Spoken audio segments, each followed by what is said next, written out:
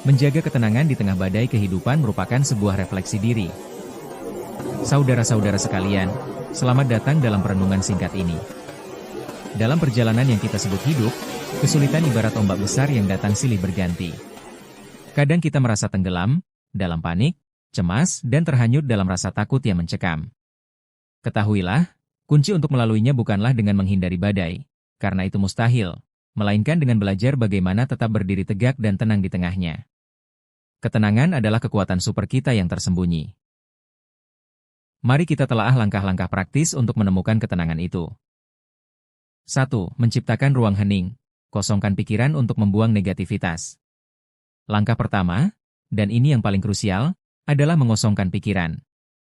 Ketika tekanan memuncak, otak kita dipenuhi sampah mental, rentetan pikiran negatif, kecemasan masa depan, dan penyesalan masa lalu yang terus berputar tanpa henti. Pikirkan ini, Anda tidak bisa membersihkan rumah jika Anda tidak menghentikan orang untuk terus-menerus membuang sampah ke dalamnya. Praktiknya, beri diri Anda jeda. Lakukan meditasi singkat selama 5 hingga 10 menit.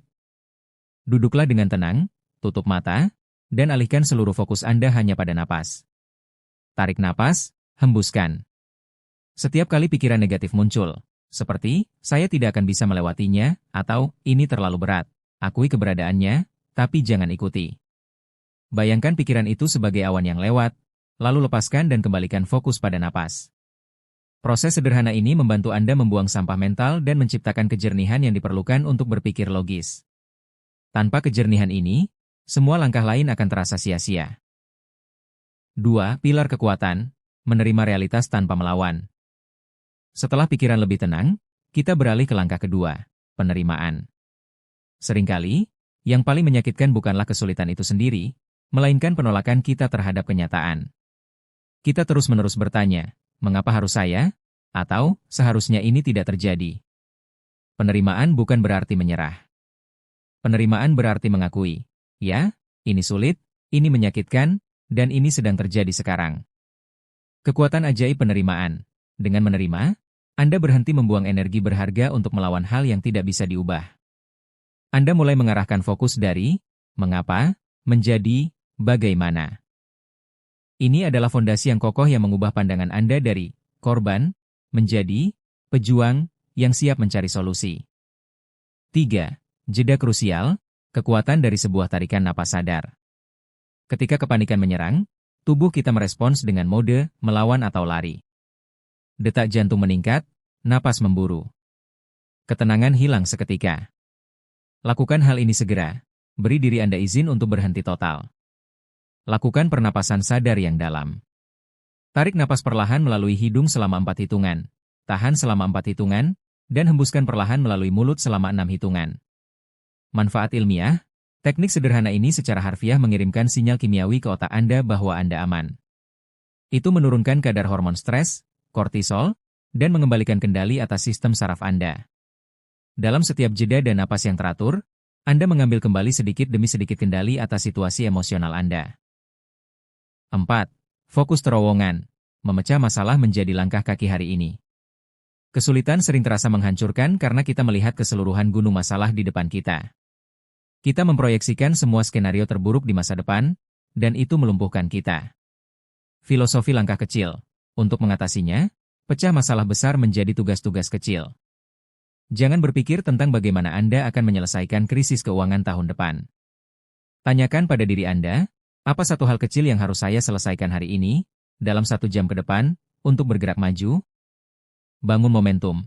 Fokus hanya pada langkah kecil itu, ibarat meletakkan satu batu bata pada satu waktu. Dengan menyelesaikan satu hal kecil, misalnya, membuat satu panggilan telepon yang sulit, Anda membangun momentum positif dan mengembalikan rasa kontrol diri, yang sangat penting untuk menjaga ketenangan. 5. Jangkar kestabilan. Jaga rutinitas dan batasi paparan negatif. Saat dunia luar terasa kacau, kita membutuhkan jangkar kestabilan di dalam diri kita. Jangkar itu adalah rutinitas. Pertahankan dasar. Pastikan Anda tetap makan pada waktu yang teratur, tidur cukup, walaupun sulit, dan bergerak. Olahraga singkat, bahkan berjalan kaki 15 menit, terbukti melepaskan endorfin yang merupakan penenang alami tubuh. Lindungi diri Anda. Sama pentingnya, batasi waktu Anda terpapar berita, drama media sosial, atau orang-orang yang hanya memperkeruh kecemasan. Pikirkan mental Anda sebagai taman yang harus dijaga. Lindungi dari gulma-gulma negatif.